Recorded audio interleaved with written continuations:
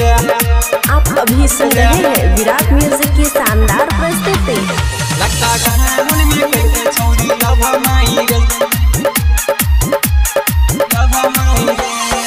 बच गेलै पैसा नहीं लगल दहेज है रे, बच गेलै पैसा नहीं लगल दहेज। लक्का ढाहुन में कलकै छौरी लभा माई रे, लक्का ढाहुन में कलकै छौरी लभा माई रे। लड़का के 20 एकड़ 16 के छैज है रे, लड़का के 20 एकड़ 16 के छैज। लक्का ढाहुन में कलकै छौरी लभा माई रे, लक्का ढाहुन में कलकै छौरी लभा माई रे, लक्का ढाहुन में कलकै छौरी लभा माई रे रे।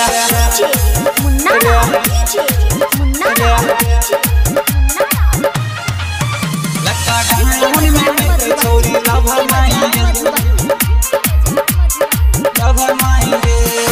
बनलै नहीं मारो नहीं बजलै बैंडा बाजा, साइकिल पर बैठ के अइलै दूल्हे राजा, अइलै दूल्हे राजा, अइलै दूल्हे राजा।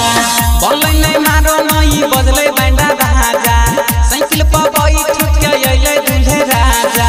घोबर में सजलै मच्छरदानी से सेज भाई रे, घोबर में सजलै मच्छरदानी से सेज। लक्का ढाहुन में कलकै छौरी लभा माई रे, लक्का ढाहुन में कलकै छौरी लभा माई रे। बच गेलै पैसा नहीं लगल दहेज भाई रे, बच गेलै पैसा नहीं लगल दहेज। लक्का ढाहुन में कलकै छौरी लभा माई रे, लक्का ढाहुन में कलकै छौरी लभा माई रे, लक्का ढाहुन में कलकै छौरी लभा माई रे रे। आप अभी सुन रहे हैं विराट म्यूजिक की शानदार प्रस्तुति। लक्का ढाहुन में कलकै छौरी लभा माई रे, लभा माई रे।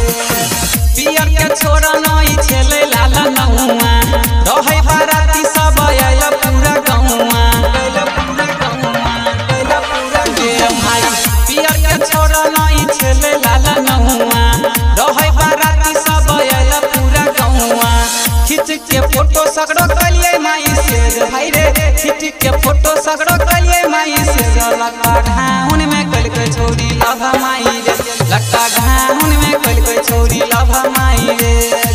बच गेलै पैसा नहीं लगल दहेज भाई रे, बच गेलै पैसा नहीं लगल दहेज। लक्का ढाहुन में कलकै छौरी लभा माई रे, लक्का ढाहुन में कलकै छौरी लभा माई रे, लक्का ढाहुन में कलकै छौरी लभा माई रे।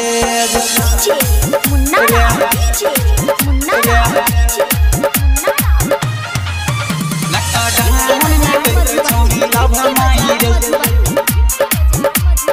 लभा माई। हाँ हाँ सोमवार के बादला में रहै मंदिरिया, जियै मोरै के सखिया ही देलकै किरिया, रे भाई। सोमवार के बादला में रहै मंदिरिया, जियै मोरै के सखिया ही देलकै किरिया।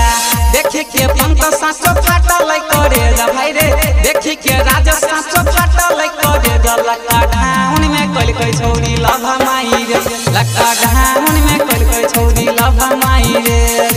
बच गेलै पैसा नहीं लगल दहेज भाई रे, बच गेलै पैसा नहीं लगल दहेज। लक्का ढाहुन में कलकै छौरी लभा माई रे, लक्का ढाहुन में कलकै छौरी लभा माई रे, लक्का ढाहुन में कलकै छौरी लभा माई रे रे। Virat music digital recording studio Yamuna Nagar Jagadhri.